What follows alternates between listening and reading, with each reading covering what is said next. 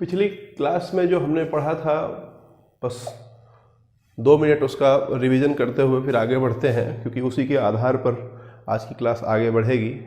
तो आइए समझते हैं चीज़ों को। ध्यान देंगे कि हम लोग जो पढ़ रहे थे या जो पढ़ रहे हैं उस टॉपिक का नाम है राज व्यवस्था। क्लियर?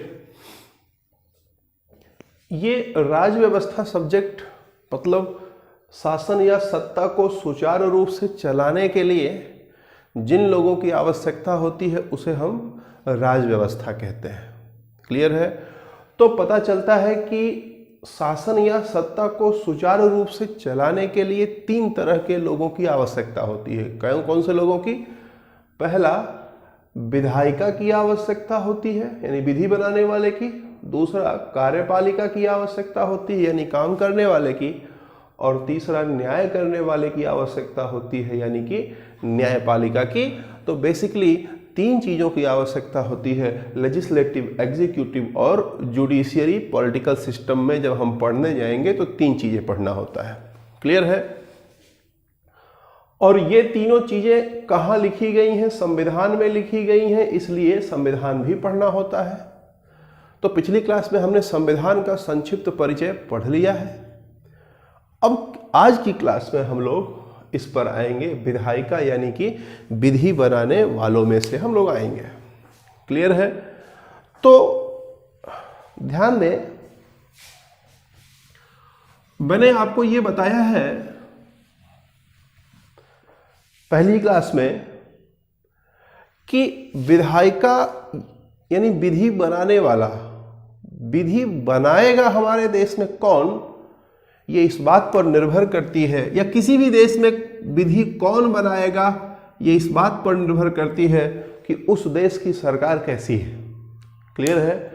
तो हमारे देश की जो सरकार है, देखिए देश की सरकार हमारे लोकतांत्रिक सरकार है। ठीक है? सरकारें 2 तरह की होती हैं, एक लोकतांत्रिक सरकार होती है, दूसरी तानाशाही सरकार होती है। आप पिछली क्लास में जाकर के, पिछला वीडियो जाकर के देख सकते हैं, है ना। एक लोकतांत्रिक सरकार होती है और एक तानाशाही सरकार होती है। तो हमारे देश में लोकतांत्रिक सरकार है। लोकतंत्र 2 तरह का होता है, एक होता है प्रत्यक्ष लोकतंत्र और एक होता है प्रतिनिधियों वाला लोकतंत्र। क्लियर है? तो हमारा जो देश है, हमारे देश में प्रत्यक्ष लोकतंत्र नहीं है, क्योंकि जनसंख्या इतनी ज़्यादा है कि कानून जनसंख्या बनाए ये संभव नहीं है। कारण उसके पीछे यही है कि जनसंख्या बहुत ज़्यादा है, इसलिए जनता अपना प्रतिनिधि चुनती है। कुछ में से एक वो प्रतिनिधि होगा और वही कानून बनाएगा। तो हमारे देश में प्रतिनिधियों के रूप वाली लोकतांत्रिक सरकार यानी representative form of democratic government अपने देश के अंदर है। यानी कि कानून बनाने का जो असली अधिकार है वो जनता के पास होता है, लेकिन जनता अपना अधिकार अपने प्रतिनिधियों को दे देती है। क्लियर? बात समझ में आई? इसको डिटेल में पहली क्लास में पढ़ाया गया है, जहां पर आपको सिलेबस पढ़ाया गया है। जो सिलेबस है पॉलिटी का, जिस क्लास में ये पढ़ाया गया है उसमें इस चीज को डिटेल में बताया गया है। ठीक है? उसमें आप देख सकते हैं। तो प्रतिनिधि जो है वो केंद्र स्तर पर राष्ट्रपति भी जनता का प्रतिनिधि होता है। तो आज की क्लास में हम लोग राष्ट्रपति पढ़ेंगे। मैंने आपको ये बताया था, देख लीजिए, 2 मिनट और देख लीजिए, इसको समझ लीजिए फटाफट कि राष्ट्रपति शुरुआत क्यों कर रहे हैं हम लोग, है ना।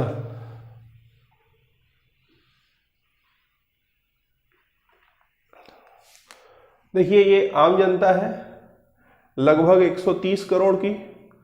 इसमें से कुछ कम लोग, लगभग 90 करोड़ लोग ऐसे हैं जो 18 साल से ऊपर हैं।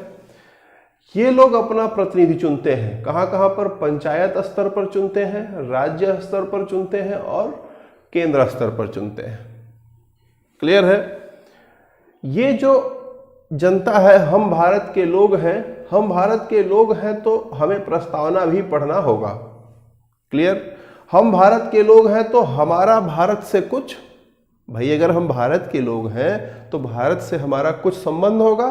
तो संबंध क्या है कि हम भारत के नागरिक हैं, इसलिए नागरिकता पढ़ना पड़ेगा। अगर हम नागरिक हैं तो हमारे पास कुछ अधिकार होगा, यानी मौलिक अधिकार भी हमें पढ़ना होगा।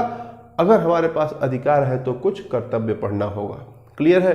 तो किताबों में यहां से शुरू होता है। प्रॉब्लम यह है कि यहां से जब हम शुरू करेंगे आपको, तो आपके पास जो मैंने ये बात की थी कि एक ऐसी कला विकसित होने की कि बिना देखा सुना सवाल हल कर सके, वो यहां से शुरू करने पे विकसित नहीं हो सकती है। क्लियर है? इसलिए हमें मजबूरी में ऊपर से शुरू करना पड़ रहा है। राष्ट्रपति, लोकसभा, राज्यसभा, विधि निर्माण, फिर एक बार केंद्र का पढ़ेंगे, फिर राज्य का पढ़ेंगे, फिर पंचायत का पढ़ेंगे, फिर इसको आएंगे पढ़ेंगे।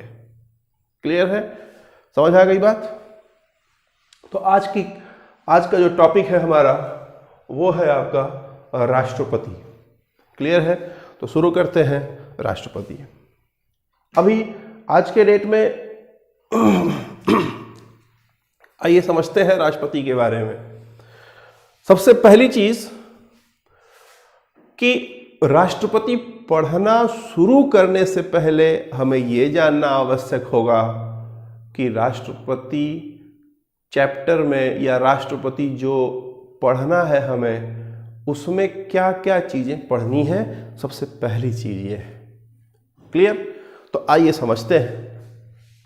ध्यान देंगे, राष्ट्रपति भी एक तरह का पद है। पद के अलावा और कुछ नहीं है पढ़ाई के दृष्टिकोण से। जिस तरीके से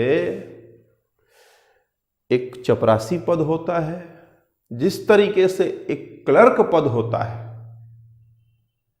जिस तरीके से डीएम पद होता है, एसपी पद होता है, या जिस तरीके से आप जिस पद की तैयारी कर रहे हैं वो एक पद होता है, उसी तरीके से राष्ट्रपति भी एक पद होता है।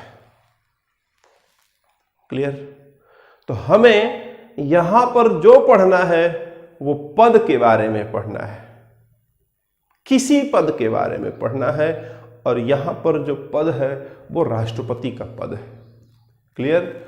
अब आइए समझते हैं बात को यहां पर कि राष्ट्रपति की बात केवल नहीं मैं कर रहा हूं, मैं बात कर रहा हूं दुनिया का कोई भी पद हो। ध्यान दीजिएगा, मेरी बात समझिएगा। दुनिया का कोई भी पद हो, उस पद के बारे में अगर आपको समझना है, सब कुछ जानना है, तो क्या क्या चीजें जाननी आवश्यक होती हैं समझिए पहले। मान लेते हैं थोड़ी देर के लिए कि आप मान लो एसपी बनना चाहते हो या डीएम बनना चाहते हो। से फॉर एग्जांपल मान लो आप दरोगा बनना, जो आप बनना चाहते हो, कुछ भी। ठीक? तो सबसे पहली चीज जो आप इस पद के बारे में पता लगाने का प्रयास करते हैं वो क्या है? वो है योग्यता, कि आखिर में राष्ट्रपति एसपी बनने की योग्यता क्या है। क्लियर है? पहली चीज जानकारी ये आपके पास होनी चाहिए। जब आपको ये पता चल गया कि योग्यता क्या होगी, तो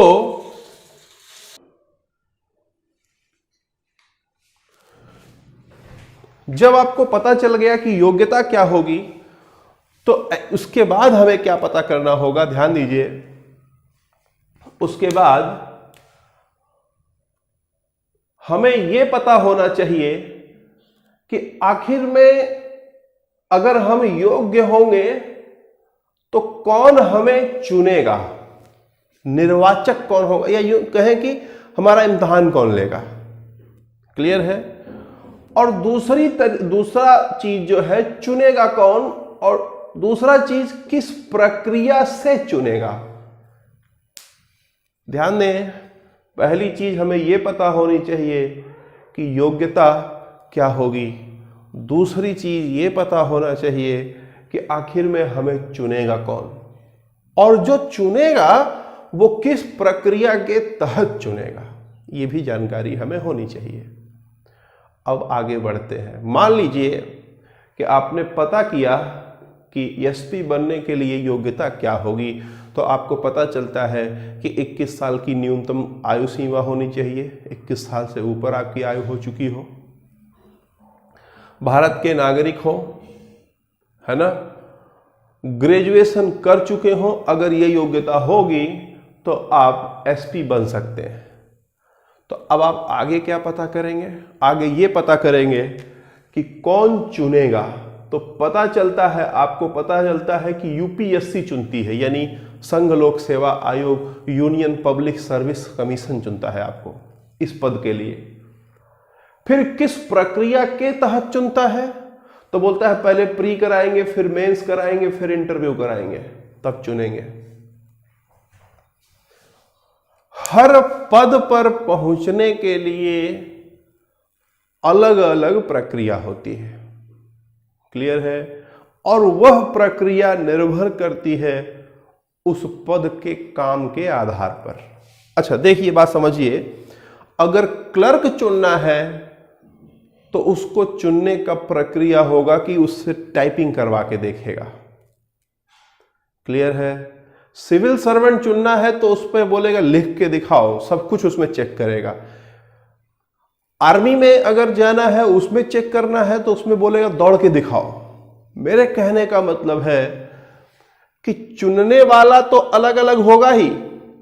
आईएएस के लिए कोई और चुन रहा है, पीसीएस के लिए कोई और चुन रहा है, दरोगा के लिए कोई और चुन रहा है, एएलपी के लिए कोई और चुन रहा है, लोको पायलट के लिए कोई और चुन रहा है, मिलिट्री में जाने के लिए कोई और चुन रहा है। और जो चुन रहा है वो अपने प्रक्रिया के अपने हिसाब से चुन रहा है। यानी कि आपको जब किसी पद पर पहुंचना है तो सबसे पहले योग्यता जाननी होती है, उसके बाद जो जानना होता है कि चुनेगा कौन, और अगर चुनेगा तो किस प्रक्रिया के तहत चुनेगा, क्लियर है। एक बार अगर आप चुन लिए गए तो क्या जैसे ही चुन लिए जाएंगे आप काम करना शुरू कर देंगे? से फॉर एग्जांपल मान लो रिजल्ट आया कि आप एसपी बन गए, क्लियर है, आईपीएस आप बन गए। आईपीएस बन गए मतलब एग्जाम क्वालिफाई कर लिया आपने। तो जिस दिन एग्जाम क्वालिफाई किया, क्या उसी दिन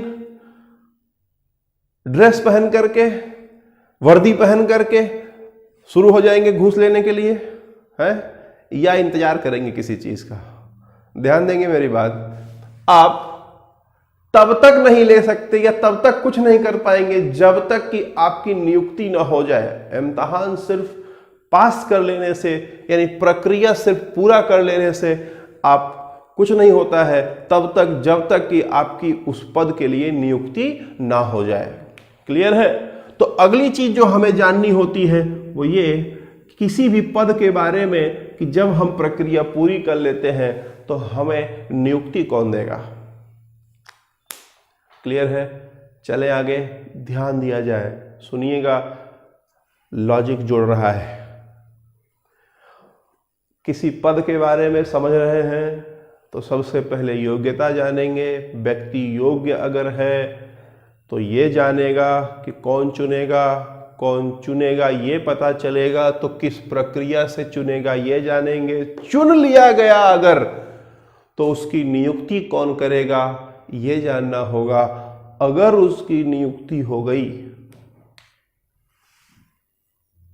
तो फिर उसे काम करना पड़ेगा। भाई किसी पद पर अगर नियुक्ति हो रही है तो किसी काम के लिए हो रही होगी। ऐसे थोड़ी ना है कि आपको नियुक्ति दे दिया है केवल ऐसे ही। किसी भी पद पे जब आप जाओगे तो उस पद का कुछ काम होगा। अच्छा एक और बात, काम आप तभी कर सकते हो जब आपके पास अधिकार हो। बिना अधिकार के काम नहीं हो सकता है। मेरे कहने का मतलब क्या है, अगर देखिए, अगर एक चपरासी है, मैं छोटे पद की बात कर रहा हूं सबसे, एक प्यून है, अगर उसको पानी पिलाने का काम दिया गया है तो ग्लास छूने का अधिकार उसको देना पड़ेगा। मेरे कहने का मतलब सिर्फ ये है कि काम तभी हो सकता है जब आपके पास कुछ अधिकार हो। तो काम के साथ साथ अधिकार भी पढ़ना होगा। ध्यान दीजिए, व्यक्ति योग्य है, कुछ लोगों ने किसी प्रक्रिया के तहत उसे चुन लिया तो उसकी नियुक्ति हुई, नियुक्ति हुआ तो काम किया। अब कोई भी आदमी काम काहे लिए करता है? बेसिक नीड पैसा है। क्लियर है? काम करता है इंसान किस लिए? वेतन के लिए, पैसे के लिए। तो वेतन और भत्ता भी हमें पढ़ना होता है। क्लियर है? आगे बढ़े, ध्यान दीजिए, अगर किसी व्यक्ति को काम करने के लिए अधिकार मिला हुआ है, ध्यान दीजिएगा मेरी बात, अगर किसी व्यक्ति को किसी पद पर रहते हुए काम करने के लिए अधिकार मिला हुआ है और अगर अपने इस अधिकार का वो गलत इस्तेमाल करे, सही इस्तेमाल करेगा तो काम हो रहा है, लेकिन अगर वो गलत इस्तेमाल करते हुए गलत काम कर रहा है तो फिर उसको उसके पद से हटाया जाएगा। Am I right? तो कुल मिलाकर के अगर आप देखो तो किसी भी पद के बारे में, दुनिया का कोई भी पद हो, उस पद के बारे में अगर आपको पढ़ना है तो आप स्ट्रक्चर बना करके ये 6 चीजें पढ़ लो। योग्यता, योग्यता के बाद कौन चुनेगा, किस प्रक्रिया के तहत चुनेगा, कौन नियुक्ति देगा, कौन क्या काम करना होगा, क्या अधिकार होगा, वेतन हमारा कितना होगा, फिर उसके बाद हटाएगा कौन अगर गलत काम करते हैं तो। अगर ये इतनी चीजें आप पद के बारे में जान लेते हो तो ध्यान दें, आपका इम्तहान के दृष्टिकोण से जो नॉलेज है वो पूरा होता है। क्लियर है? तो आइए यहां पर बात करेंगे राष्ट्रपति पद की। क्लियर है? तो जब राष्ट्रपति पद की बात करेंगे तो ये भी एक तरह का पद है। अब जब चूंकि ये भी एक तरह का पद है तो इसलिए हमें इसके बारे में समझना पड़ेगा। ठीक है? और समझना पड़ेगा क्या चीजें? वही 6 चीजें। पहली चीज कि राष्ट्रपति पद पर पहुंचने के लिए योग्यता क्या होनी चाहिए, पहली चीज। दूसरी चीज, अगर व्यक्ति योग्य है तो उसे कौन चुनेगा? देखिए, जो चुनता है उसे निर्वाचक मंडल या निर्वाचक गण कहते हैं। ठीक है? और किस प्रक्रिया से चुनेगा? प्रोसेस क्या होगा? What will be the process of election? Clear है? और जब वो प्रक्रिया को पूरी कर लेगा, अगर वो चुनाव जीत जाता है, देखिए चुनाव जीत जाता है तो उसका उसके पद पर नियुक्त होने के लिए शपथ उसे लेना पड़ता है, यानी कि ओथ सेरेमनी जो होती है उसे कौन ओथ दिलाता है? अपने काम को सुचारू रूप से करने के लिए पहले उसे शपथ दिलाया जाएगा। एक तरह से नियुक्ति होगी। तो व्यक्ति योग्य है, कौन चुनेगा, किस तरह चुनेगा, कौन नियुक्त करेगा, यानी समझने के लिए। और एक बार अगर नियुक्त हो गया, शपथ ले लिया, तो क्या काम करेगा, क्या उसके पास अधिकार क्या होगा, और जब काम करेगा तो उसका वेतन क्या होगा और भत्ता कितना होगा उसका। वेतन पे सवाल उठता है। क्लियर है? लेकिन अगर वह गलत काम करेगा, अपने अधिकारों का गलत इस्तेमाल करके, तो उसे उसके पद से हटा दिया जाएगा। उसे महाभियोग कहते हैं, अंग्रेजी में इम्पीचमेंट कहते हैं। क्लियर है? तो इस प्रकार राष्ट्रपति अगर हमें पढ़ना है तो कुल मिलाकर के 6 चीजें पढ़नी है, 7वीं कोई चीज इसमें पढ़नी नहीं होती है। क्लियर है? चले आगे, आइए समझते हैं। अब देखिए, सबसे पहले शुरू करेंगे योग्यता से कि राष्ट्रपति बनने के लिए, राष्ट्रपति पद पर पहुंचने के लिए क्या योग्यता होनी चाहिए। क्लियर है? तो बोलता है कि राष्ट्रपति बनने के लिए 4 योग्यता, 4 तरह की योग्यता होनी चाहिए। पहला बोलता है कि आप भारत के नागरिक हो। दूसरा 35 वर्ष की आयु पूरी कर चुके हो, तीसरा किसी लाभ के पद पर ना हो, और चौथा लोकसभा का सदस्य, ध्यान दीजिएगा, लोकसभा का सदस्य हो नहीं, होने की योग्यता रखता हो, लोकसभा का सदस्य निर्वाचित होने की योग्यता रखता हो। ये 4 तरह की योग्यताएं आवश्यक है। चर्चा करते हैं इन चारों पर, ध्यान देंगे।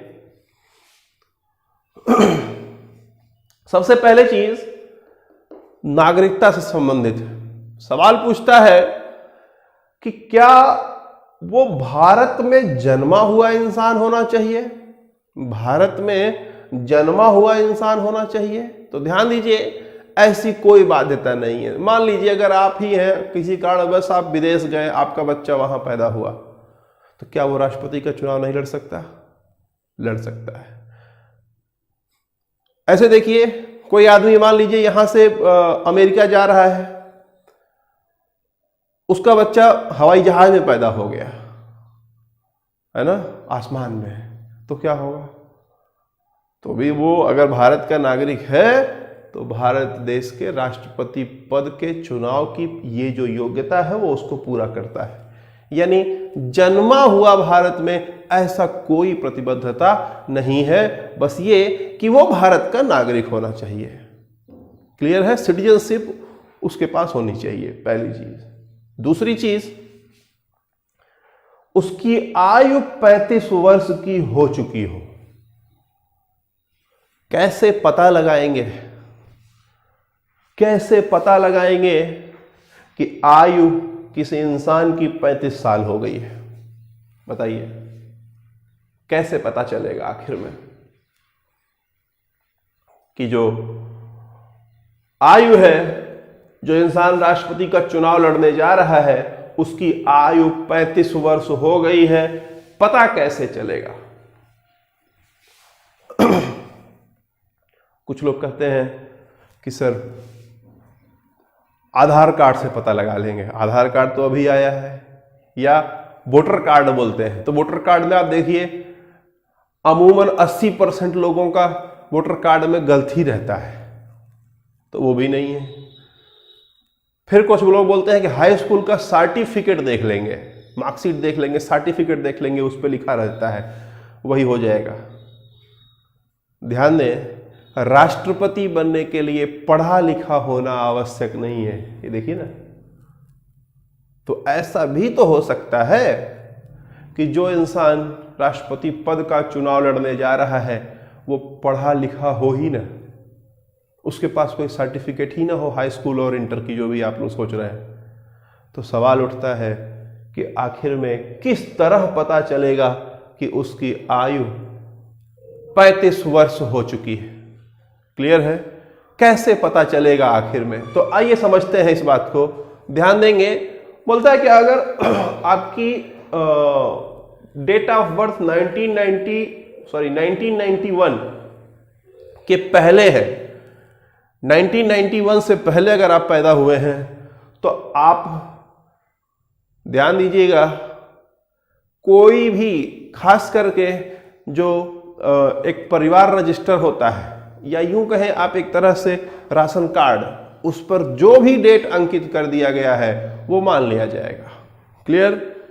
लेकिन अगर आपका जन्म इसके बाद हुआ है तो आपको बर्थ सर्टिफिकेट यानी जन्म प्रमाण पत्र बनवाने की आवश्यकता होती है। आपके जन्म प्रमाण पत्र के आधार पर ही आपकी आयु डिसाइड होगी। तो इस प्रकार पता कैसे चलेगा 35 वर्ष का? समझ में आ गया? आगे बढ़ते हैं। आगे जो सबसे इंपॉर्टेंट है, बोलता है कि he should not hold any office of profit. Sorry, ध्यान दें, किसी भी लाभ के पद पर नहीं होना चाहिए वो। ठीक है?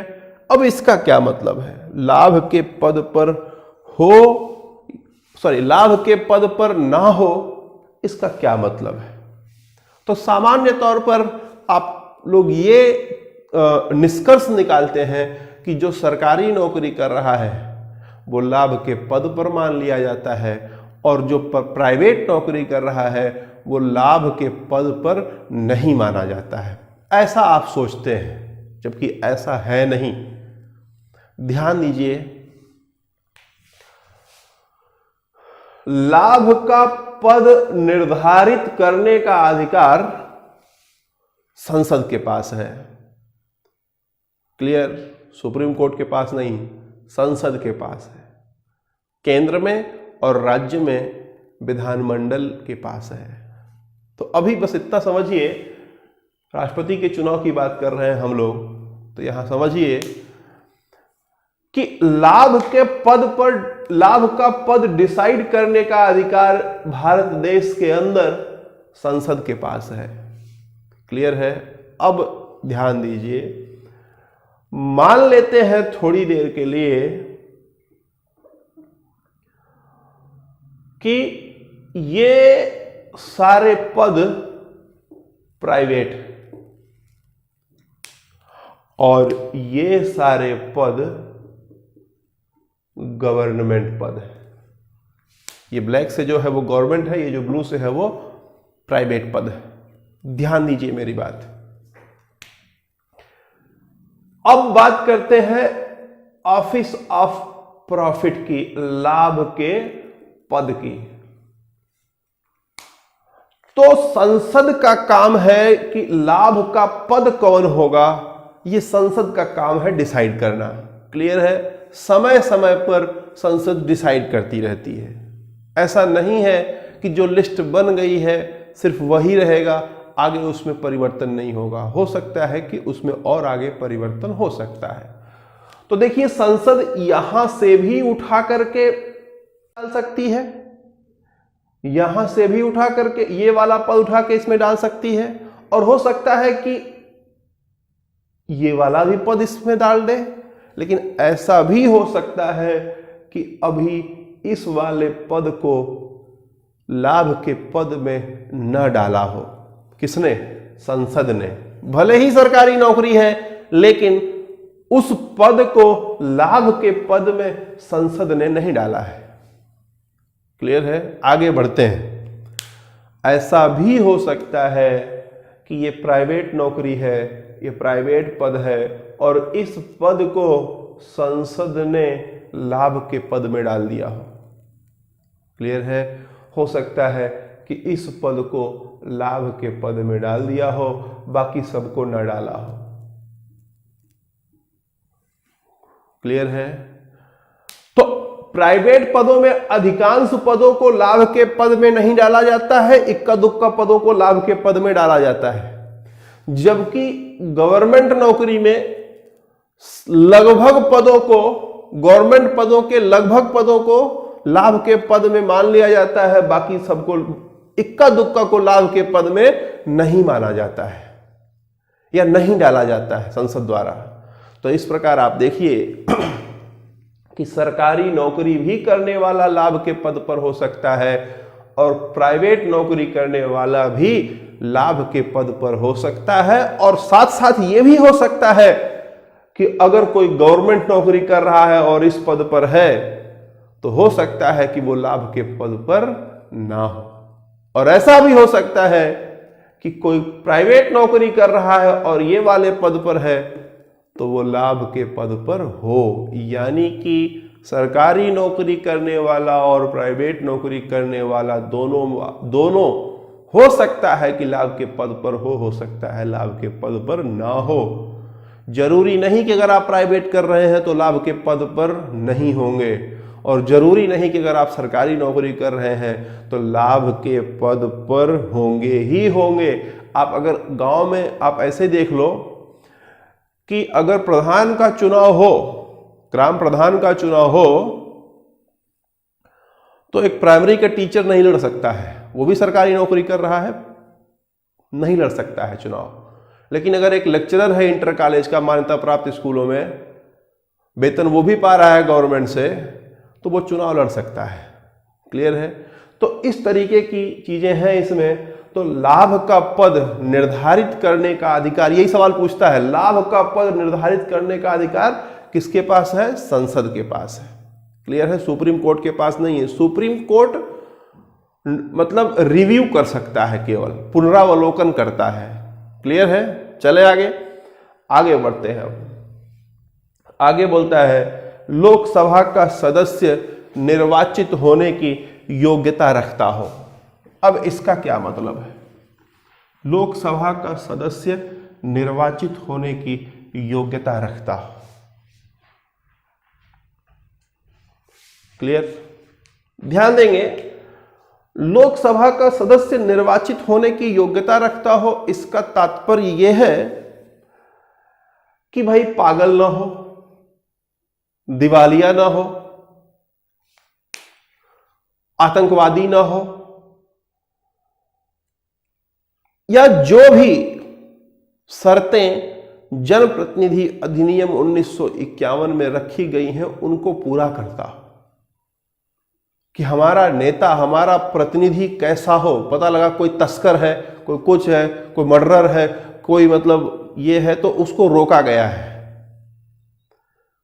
तो इन चीजों पर बोलता है कि लोकसभा का सदस्य निर्वाचित होने की योग्यता रखता हो। सबसे उसमें इंपॉर्टेंट आता है कि पागल या दिवालिया ना हो। अब सवाल उठता है कि कैसे पता चलेगा कि कोई इंसान पागल या दिवालिया नहीं है? कैसे पता चलेगा? क्लियर है? रोड पे चलता हुआ कोई आदमी जा रहा है, उसको लोग बोल रहे हैं पगला जा रहा है, पगला जा रहा है, तो क्या वो चुनाव नहीं लड़ सकता? बताइए, समझिए बात हमारी। कि मेरा कहने का मतलब सिर्फ इतना है कि कौन बताएगा कि आदमी पागल है?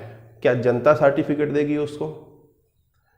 चुनाव लड़े या ना लड़े, कैसे पता लड़ सकता है या नहीं लड़ सकता है, पागल है या नहीं है, ये कौन बताएगा? तो ध्यान दीजिए, जब तक न्यायालय, हमारे देश का कोई न्यायालय पागल या दिवालिया नहीं घोषित करती है, तब तक वह इंसान चुनाव लड़ सकता है। चाहे उसको डॉक्टर पागल बोले, चाहे उसको आम आदमी पागल बोले, पागल बोलने से वो पागल नहीं होगा तब तक जब तक कि सबूतों के आधार पर कोई न्यायालय उसे ये घोषित ना कर दे कि ये पागल है। क्लियर है? बात समझ आ गई? आगे बढ़ते हैं। ध्यान दीजिएगा मेरी बात कि ये योग्यता है, ये योग्यता है। अब मेरा सवाल, आज की क्लास का सबसे इंपॉर्टेंट सवाल, क्लियर है, कि अगर कोई व्यक्ति योग्य है तो क्या वो चुनाव लड़ सकता है या नहीं? ध्यान दीजिएगा मेरी बात समझिए। ये सवाल कुछ ऐसा है कि अगर कोई आदमी एसपी बनना चाहता है, आईपीएस बनना चाहता है, मान लो कोई आदमी आईपीएस बनना चाहता है, अगर वह आईपीएस बनने की योग्यता रखता हो कि भारत का नागरिक हो, 21 साल की आयु पूरी कर चुका हो और ग्रेजुएशन कर चुका हो, तो क्या वह फॉर्म फिलअप कर सकता है या नहीं? आईपीएस बनेगा या नहीं बनेगा वो बात की बात है,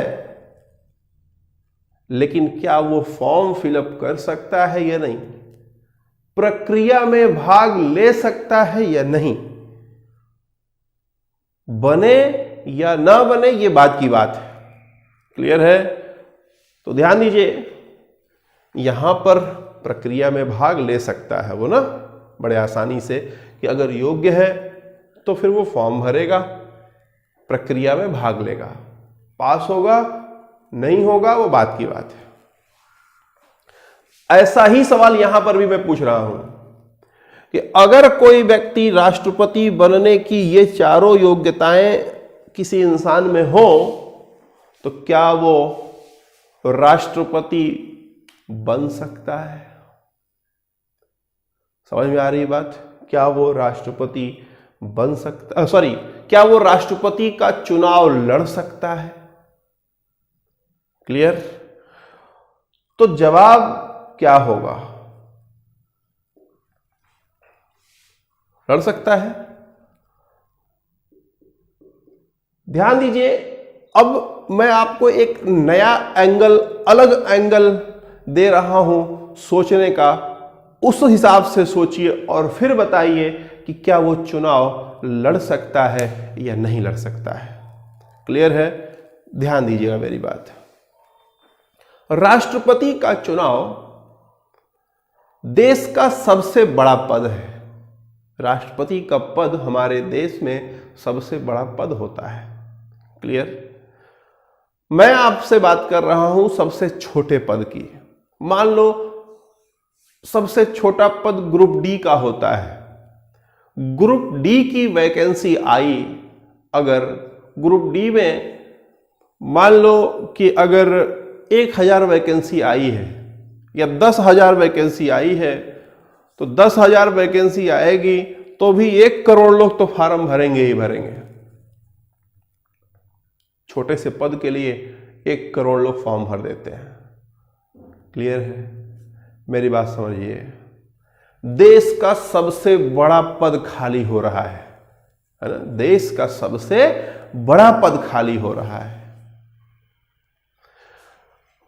और ये जो योग्यता है हमारे देश में, लगभग 40 करोड़ लोगों के पास ये योग्यता होती है। बात समझिए हमारी, देश का सबसे बड़ा पद खाली हो रहा है और 40 करोड़ लोग योग्य हैं।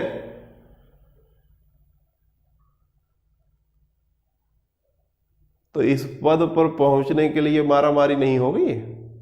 आप सोचिए, ध्यान दीजिए मेरी बात, कि अगर आप राष्ट्रपति का चुनाव केवल लड़ जाएं,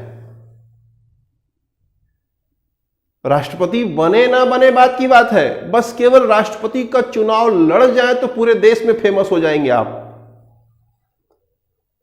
तो ये जो लोग SSC, bank, railway, IAS, PCS की तैयारी कर रहे हैं, जब नहीं होगा और 35 साल उम्र हो जाएगी तो सोचेंगे चलो एक बार फेमस हो लेते हैं कम से कम। तो पता लगा कि 40 करोड़ लोग योग्य हैं, उसमें से 2 करोड़ लोगों ने राष्ट्रपति पद के लिए फॉर्म फिलअप कर दिया। अब क्या होगा? अगर आप मतदान किए हो कभी, तो मतदान का जो पत्र होता है, बैलेट पेपर जिसे कहते हैं, बैलेट पेपर कुछ ऐसे ही होता है। एक तरफ कैंडिडेट का नाम लिखा होता है, दूसरी तरफ उसका निशान होता है और बीच में आपको मोहर मारना होता है।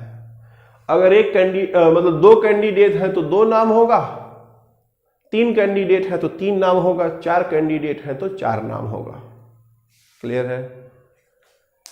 5 कैंडिडेट अगर इलेक्शन में खड़े हो गए तो ये इतना बड़ा ना हो करके ये इतना बड़ा बैलेट पेपर बनाना पड़ेगा। अगर 10 आदमी इलेक्शन में खड़े हो गए तो ये बैलेट पेपर इतना बड़ा बनाना पड़ेगा। भाई सबका नाम डालना पड़ेगा ना। अब आप सोचो कि अगर 2 करोड़ लोग फॉर्म फिलअप कर दिए तो जो बैलेट पेपर होगा वो कितना लंबा होगा? यहां से लेकर के दिल्ली तक इतना लंबा होगा बैलेट पेपर। और वोट देने के लिए आदमी को जो है हवाई जहाज से जाना पड़ेगा, बड़ा वाला ठप्पा लेकर के एकदम झूलते हुए उस पर जाना पड़ेगा। मेरा वाला कहां है, मेरा वाला कहां है, कूद के उस पर ठप्पा लगाएगा। मुश्किल होगा कि नहीं होगा? मेरे कहने का मतलब है, अगर 2 करोड़ लोग फॉर्म भर दिए तो उनका बैलेट पेपर बड़ा सा होगा। वोट देने के लिए समस्या होगी, वोट दे पाना मुश्किल होगा इतने बड़े बैलेट पेपर में। और फिर एक बार अगर वोट पड़ भी गया तो फिर उसकी काउंटिंग करना मुश्किल होगा बैलेट पेपर से।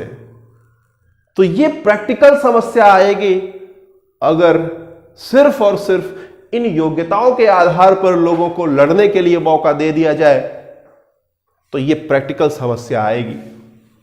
तो सरकार इस समस्या को दूर करने का कोई न कोई उपाय लगाएगी। बोलिए, समझ में आ रही है बात हमारी? तो सरकार उपाय क्या लगाती है? सरकार बोलती है कि आपको योग्यता के साथ साथ कुछ शर्तें पूरी करनी पड़ेगी। तो सवाल उठता है कि शर्तें राष्ट्रपति का चुनाव लड़ने के लिए योग्यताओं के साथ साथ क्या शर्तें होंगी।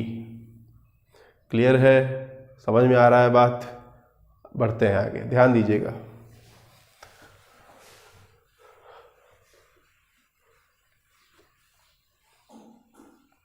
अच्छा, एक और चीज जो मैं पिछली क्लास में